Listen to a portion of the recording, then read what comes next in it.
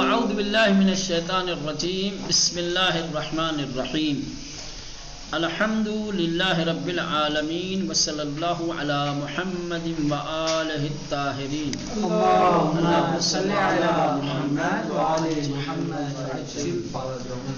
خوب. حکمت نمبر 162. خوب. وقال علیہ السلام من کتم سرہ کانت الخیرۃ بیدی. خوب. الفاظ میں کتما یکتمو چھپانا. خوب. سر راز جس کی جمع آتی ہے اسرار.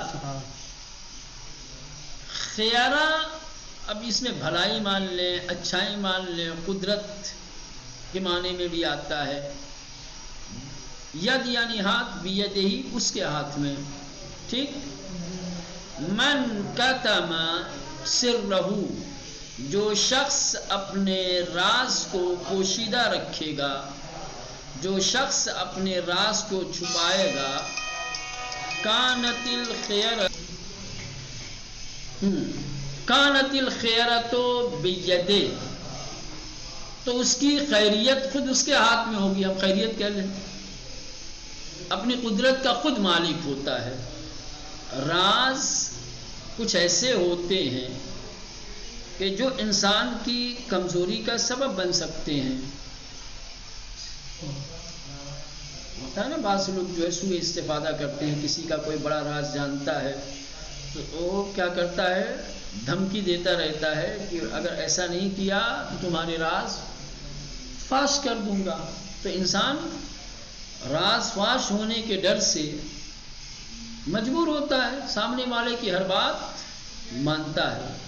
تو کہا گیا کہ جو شخص اپنے راز کو پوشیدہ رکھتا ہے اس کی قدرت اس کے ہاتھ میں ہوتی ہے. اگر اپنی مہار اپنے ہاتھ میں رکھنی ہے، اپنی قدرت کو سنبھالنا ہے، کسی کے سامنے آپ کو کمزور نہیں بننا ہے، تو آپ اپنے راز کو اپنے سینے میں رکھیے. اپنے راز کا خزانہ کیا ہے، اپنے سینوں کو بنائیے. امیر المومنین علیہ السلام نے ایک دوسرے مقام پہ ارشاد فرمایا ہے کہ صدر العاقل صندوق سر رہی، عقل مند کا سینہ اس کے راز کا خزینہ ہوتا ہے، صندوق ہوتا ہے. عقل مند انسان اپنے راز کو اپنے سینے میں رکھتا ہے،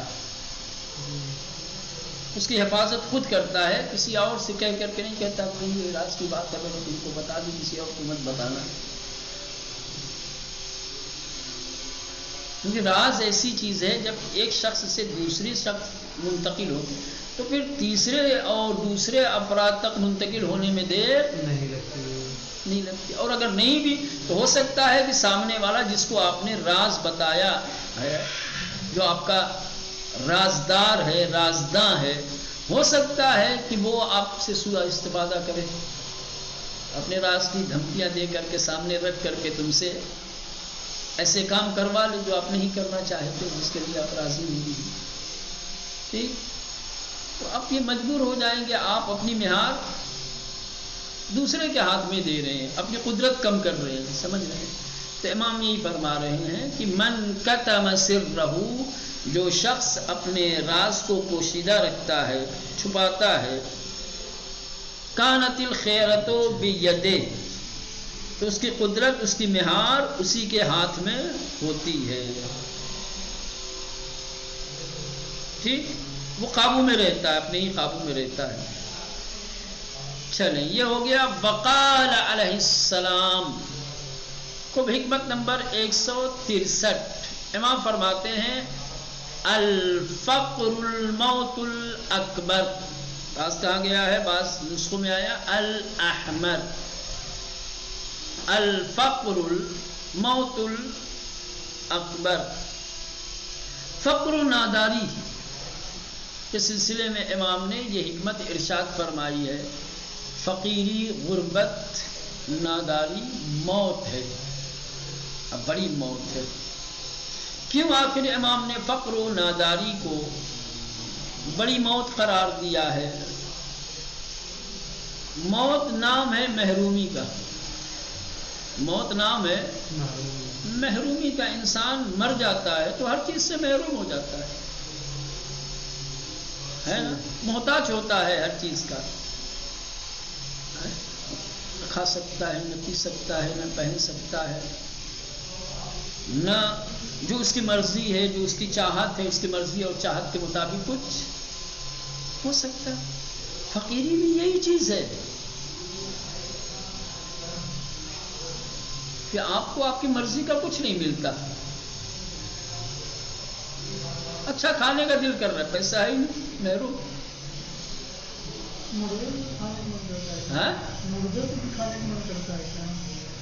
کھانے کیوں؟ اس کو ضرورت نہیں ہے وہاں، روز کیسے کھاتا ہے؟ تو اس کے لیے رزق نہیں ہے۔ عالم آخرت میں ضرورتیں ہیں کہ نہیں انسان کی؟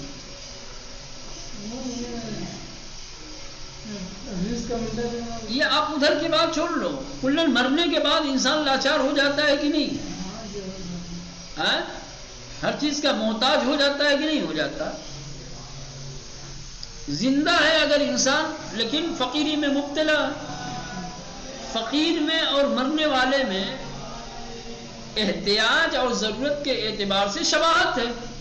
امام نے تشبیہ بیان کی ہے، سمجھ رہے ہیں؟ یہ گویا ایسے ہے، الفقیر کالمیت، یہ کیسے ہے؟ الفقیر کالمیت، محتاج اور فقیر انسان مردہ جیسا ہے۔ کس اعتبار سے بھائی؟ نیاز اور ضرورت کے اعتبار سے،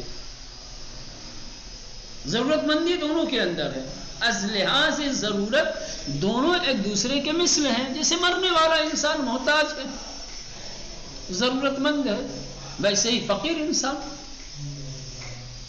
کھانے کا دل کر رہا ہے بیچارے کا، اچھی غذا۔ پھر یہ فرق ہے کہ وہ جو ہے بخشا ہوا ثواب پہنچتا ہے اور اس کے پاس بخشا ہوا کھانا پہنچتا ہے۔ یہ سوال الگ چیز ہے، وہ بیچارہ بھی منتظر رہتا ہے کہ کوئی کچھ دے ادھر سے تو ہمیں کچھ ملے، اور یہ بھی بیچارہ جو ہے دوسروں کے چہرے دیکھتا ہے، دوسروں کا منتظر رہتا ہے۔ اب یہ سب تو الگ چیز ہے، البتہ یہ ہر انسان کے لیے نہیں ہے۔ آپ اپنے اعمال لے کر کے گئے اور سارے آپ کے اعمال ایسے ہیں کہ تمام ضرورت کی چیزیں، یہ تو پھر امیری والی ہو جائے گی، پھر وہ والی موت نہیں، پھر اب وہ فقیر نہیں، پھر وہ امیر والا ہو جائے گا۔ لیکن یہ کہا الفقر، فقر و فاقہ، غربت، ناداری بڑی موت ہے۔ کتنی چیزوں سے انسان محروم رہ جاتا ہے۔ بیمار پڑ گئے آپ بھائی، ڈاکٹر نے بڑا آپریشن بتا دیا آپ کو، نہیں ہے آپ کے پاس آپریشن کرانے کا پیسہ، موت سے کم ہے۔ آپ کا بیٹا تڑپ رہا ہے بھائی، مریض ہے، بیمار ہے، اس کو علاج کی ضرورت ہے، آپ کی جیب خالی ہے۔ ایک باپ اپنے تڑپتے ہوئے بیٹے کو، ایک مریض اور بیمار بیٹے کو تڑپتا ہوا دیکھے، درد میں مبتلا دیکھے، یہ باپ کے لیے موت نہیں ہے؟ اس موت کا سبب کیا ہے؟ اس کی غربت ہے۔ بارش کا زمانہ ہے، موسلادھار بارش ہو رہی ہے، ایک بوسیدہ اور پرانے مکان کے اندر ہے، بیچارے کے پاس اپنی اس ٹوٹے ہوئے مکان کو، گرے ہوئے بوسیدہ مکان مرمت کرانے کا پیسہ نہیں ہے، بارش کا پانی اندر آ رہا ہے، موت ہے اس کے لیے واقع۔ رات کی نیند حرام ہے بیچارہ، رات میں بارش ہوتی ہے، کونا ڈوبتا ہے، گھر میں ایسی جگہ تلاش کرتا ہے کہ جہاں پانی کے قطرے نہ آتے ہوں، نہیں ملتا۔ یہ ہزاروں مثالیں آپ دے سکتے ہیں، سمجھ رہے ہیں؟ فقر و فاقہ، غربت و ناداری، یہ کیا ہے؟ موت سے کم نہیں ہے۔ ابھی شاید ہم لوگ محسوس اس لیے نہیں کرتے کہ ہم شاید یہ والے فقر میں نہیں ہیں۔ اب یہ جو چلے جائیں، واقعی جو فقیر ہوتے ہیں، جو بیچارے واقعی محتاج ہوتے ہیں، سمجھ رہے ہیں، ان کے یہاں فقیری کو موت احمر بھی کہا گیا ہے۔ کیا ہے؟ سرخ موت، سمجھ رہے ہیں؟ سرخ موت سے مراد قتل والی موت ہے، بیچارہ قتل ہوتا ہے، تڑپ تڑپ کے مرتا ہے، زخم کے ساتھ مرتا ہے، ایسے یہ تعبیر ہے نا، کیونکہ زندگی کے ہر مرحلے میں، ہر موڑ پہ جہاں اس کی ایک خواہش، ایک چاہت ہوتی ہے اور وہ خواہش، وہ چاہت پوری نہیں ہو پاتی، تو گویا وہ اس کے لیے ایک زخم بنتی ہے، کتنے زخموں کے ساتھ مرتا ہے۔ موت سرخ ہے، جس طریقے سے میدان جہاد میں ایک مجاہد متعدد اور مختلف زخم کھانے کے بعد لہو لہان ہو کر کے اپنی جان دیتا ہے، ٹھیک، اس کی کتنی خواہشیں قتل ہوتی ہیں، کتنی آرزوئیں ان کو زخمی کرتی ہیں، جب پوری نہیں ہوتی ہیں پورا مجروح ہوتا ہے سر سے پیر تک، اس لیے کہا گیا ہے موت احمر، ٹھیک۔ چلے بات سنو، الفقر الموت الاکبر، فقیری، غربت، ناداری، مفلسی، جو بھی کہہ رہے ہو کیا ہے، موت اکبر ہے۔ ایک اور جو ہے موت سے تعبیر کیا گیا ایک اور چیز ہے الدین، سمجھ رہے ہیں کیا ہے، قرض، قرض کو بھی موت سے تعبیر کیا گیا ہے، اور قرضدار انسان کے لیے کہا گیا ہے کہ قرضدار انسان ہر دن مرتا ہے، قرضدار انسان ہر دن مرتا ہے، مقروض انسان، قرض واقعی موت ہے۔ انسان کے اندر اگر غیرت ہے، انسان کے اندر حیا ہے، انسان کو اگر اپنی عزت، اپنی تکریم کا خیال ہے اور مقروض ہو، وقت پہ پیسہ نہ دے پائے، یا وقت ہے ابھی دینے کے لیے لیکن پھر بھی فکر کی وجہ سے قرض کی ادائیگی کیا ہے، ہر روز اسے مارتی ہے اس کی فکر، ہر کس سے ادا ہوگا، کیا کرے، گٹ گٹ کے رہتا ہے انسان، بہت صورت یہ۔ چلے اس کے بعد آگے بڑھتے ہیں، حکمت نمبر 164۔ وقال علیہ السلام، امام علیہ السلام فرماتے ہیں، من قضا حق من لا یقضی حقہ فقد عبدہ، ٹھیک، من موصولہ ہے اور شرطیہ بھی ہے، قضا یعنی ادا کرنا، قضا یعنی یہاں پر، ہاں قضا یعنی چھوٹنا ہوتا ہے بظاہر، لیکن یہ قضا ہو گئی، کہتے ہیں نماز قضا ہو گئی یعنی نماز چھوٹ گئی، لیکن یہاں قضا ادا ہو گئی، قضا معنی موت بھی ہے، لیکن یہاں پر قضا بمعنی ادا ہے، حق یعنی حق، کسی کا جو بھی حق ہو، پھر اسی قضا کا یقضی مضارع آیا ہے، فقط عبدہ، پرستش کرنا، عبادت کرنا، ٹھیک۔ اب یہ بہت ہی عمیق بات ہے، گہری بات ہے، ہم اگر اس کو سمجھ لے جائیں تو بڑی بات ہوگی۔ امام علیہ السلام فرماتے ہیں کہ من قضا حق، جو شخص ادا کرے اس شخص کے حق کو، من لا یقضی حق، جو خود اس کے حق کو ادا نہیں کر رہا ہے۔ اب مثال دے دوں، مثال کے طور پہ میں استاد ہوں آپ کا، آپ شاگرد ہیں، آپ شاگردی کا حق ادا کر رہے ہیں لیکن میں استادی کا حق ادا نہیں کر رہا ہوں، یہ ابھی بات سمجھ میں آ گئی نا؟ تو امام فرما رہے ہیں کہ جو شخص ایسے شخص کے حق کو ادا کرتا ہے کہ جو خود اپنا حق ادا نہیں کرتا، میں جیسے ادا کرتا، تو جو حق ادا کر رہا ہے فقد عبدہ، اس نے اس کی عبادت کی، عبادت کی، عبادہ غلامی کیا معنی بھی آپ لے سکتے ہیں، اس نے اس کی نوکری کی، اس نے اس کی عبادت کی۔ کیوں آخر ایسا امام نے فرمایا؟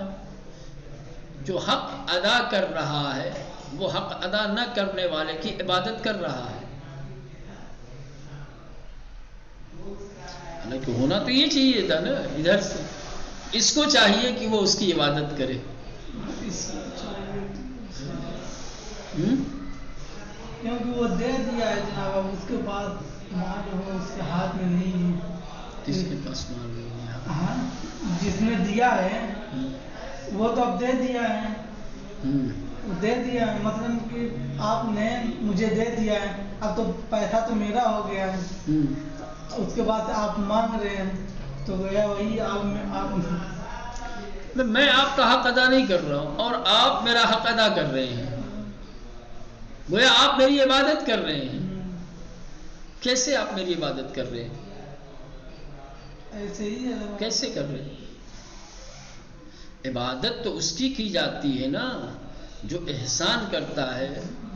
عبادت اس کی جاتی ہے جو عنایت کرتا ہے. یہاں تو عنایت کرنے والا عبادت کر رہا ہے نا، مسئلہ یہ ہے. سمجھ رہے ہیں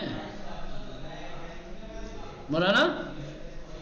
سمجھ میں آ رہی ہے بات؟ لیکن ادھر ترجمے میں کیا دیا ہوا ہے، ذرا ایک مرتبہ ترجمے پہ نظر ڈال لیں.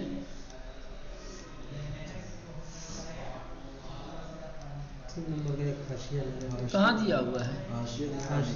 اردو ترجمہ لکھا ہے، جو کسی ایسے شخص کا حق ادا کر دے جو اس شخص کا ادا نہ کرتا ہو تو گویا اس نے اس کی پرستش کی. اور حاشیہ لگاتے نمبر کا مقصد یہ ہے کہ انسان کے عمل کی کوئی بنیاد ہونی چاہیے اور میزان و معیار کے بغیر کسی عمل کو انجام نہیں دینا چاہیے. اب اگر کوئی شخص کسی کے حقوق کی پرواہ نہیں کرتا اور وہ اس کے حقوق کو ادا کیے جا رہا ہے تو اس کا مطلب یہ ہے کہ اپنے آپ کو اس کا بندہ بے دام تصور کرتا ہے اور اس کی پرستش کے لیے چلا جا رہا ہے. ٹھیک ہے. یہ اصل میں امام نے بتایا کہ ہر چیز کا ایک معیار ہوتا ہے، ایک میزان کسوٹی ہوتی ہے. ٹھیک ہے. جو شخص آپ کا حق ادا نہیں کر رہا ہے، آپ اس کا حق کس معیار کی بنیاد پہ ادا کر رہے ہیں؟ تو اس کے لیے تو وہ مثال دے سکتے ہیں. امام نے منع نہیں کیا ہے کہ مت کرو نہ، تو ادھر مت لے جاؤ ذہنیت کو. میں سمجھ رہا ہوں کہ ذہن میں کیا بات آ رہی ہے. آپ کو ایسا محسوس ہو رہا ہے کہ جیسے امام نے سرزنش کی ہو، امام نے روکا ہو، تنبیہ کی ہو، یا امام نے ڈرایا ہو، امام نے خبردار کیا ہو. نہ ایسی بات نہیں ہے. سمجھ رہے ہیں؟ ہاں سمجھ رہے ہیں. ایک اہمیت بتا رہے ہیں کہ واقعا یہ عبادت کرنے جیسا ہی ہے. میں وہ نہیں کہتا، جیسے میں ہی کہہ رہا ہوں کہ جیسے ہر جگہ لسان اندر لسان، تو یعنی اسی کے طرح یہ بھی ہے، یعنی جب پہلے احسان ہو تبھی تو اس کا بدلہ احسان کر دیا جائے گا. ہاں بالکل. یعنی آپ احسان، لیکن اس کا مطلب یہ نہیں ہے کہ وہ حق ادا نہیں کر رہا ہے تو آپ بھی نہ کرو.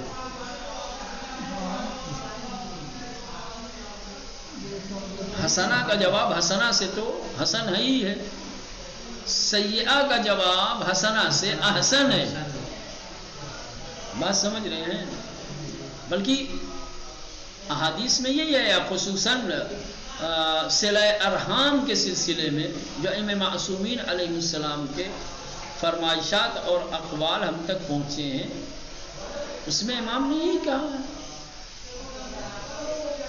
اوصل من قطعک، جس نے تمہارے ساتھ رابطہ جوڑ کے رکھا ہے تم بھی اس سے رابطہ جوڑ کے رکھو. یہ کمال تھوڑی ہے تم اپنے آپ کو وصل کرو اس سے جس نے تم سے قطع تعلق کر رکھا ہے. یہ کمال ہے. تو ظاہر سی بات ہے یہ اس طریقے کے مسائل تو یہاں پر بھی آئیں گے. جو آپ کا حق ادا کر رہا ہے آپ بھی اس کا حق ادا کر رہے ہو. یہ تو بات تساوی کی ہے، برابر کی ہے، انصاف کی ہے.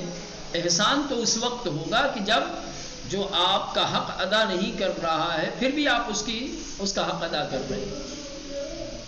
اولاد اگر ماں باپ کا حق ادا نہ کرے تو کیا ماں باپ بھی اولاد کا حق ادا نہ کرے؟ یا بالعکس ماں باپ اولاد کا حق ادا نہیں کر رہے ہیں تو کیا اولاد بھی ماں باپ کا حق ادا نہ کرے؟ حقوق کی ادائیگی ایک مستحسن عمل ہے، کوئی بھی ہو، بلکہ ایسے شخص کا حق ادا کرنا کہ جو خود اپنا حق ادا کرنے سے غافل ہے، جو خود اپنا حق ادا نہیں کر رہا ہے. پھر بھی آپ اس کا حق ادا کیے جا رہے ہیں، یہ واقعی عبادت ہے، بندگی ہے، اس کی عبادت ہے، اس کی بندگی ہے۔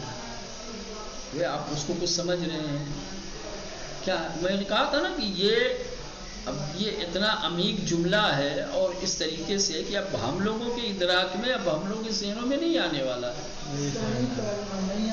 بہت مشکل ہے کہ ہم اس کو سمجھ سکیں۔ مگر یہ میں نے پہلے ہی کہا تھا ہم لوگوں سے کہ اس کی باقاعدہ طور پہ شرح دیکھنے کی ضرورت ہے، یہ دیکھنے کی ضرورت ہے کہ علماء نے کس طریقے سے امام کے اس قول کی شرح کی ہے، کیا مطلب نکالا ہے۔ پہلے ہم تو بس اتنا ہی سمجھ سکتے ہیں جو ترجمہ بتا رہا ہے، ترجمہ سمجھ میں آ رہی ہے تو سوالات ذہن میں آ رہے ہیں، ہے نا؟ یہ سوال تو آ رہا ہے کہ حق ادا کرنے والا حق ادا نہ کرنے والے کی عبادت کیسے کر رہا ہے؟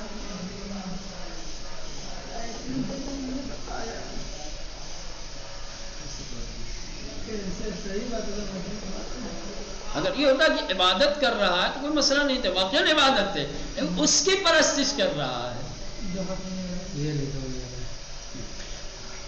اس سے یہ معنی مراد دیا جا سکتا ہے کہ اس کی پرستش کر رہا ہے، اس کی عبادت کر رہا ہے، وہ اس کی طرف ایک خاص توجہ ہے، اس کی مجھے جیسا لگ رہا وہی ہے، اس کو کچھ سمجھ رہا ہے، سامنے والے کو اس کو کچھ اہمیت دے رہا ہے، ہاں یہ عبادت کی طرح ہے، اس کی عبادت کی طرح ہے، نہ کہ خود اس کی عبادت ہے یا اس کی پرستش کرنا ہے۔ چلے بہر صورت یہ حقائق ٹھیک ہے، یہیں رہنے دیں فی الحال، مشکوک اور مردد طریقے سے انشاءاللہ کل جو ہے مجھے موقع ملے گا تو میں دیکھوں گا کہ علماء نے مثلاً کی کیا شرح کی ہے اور حقیقت کیا بیان کی ہے، کس طریقے سے اس کی تفسیر لکھی ہے، دیکھیں گے انشاءاللہ۔ بس صورت یہاں تک رہنے دیں اب کیا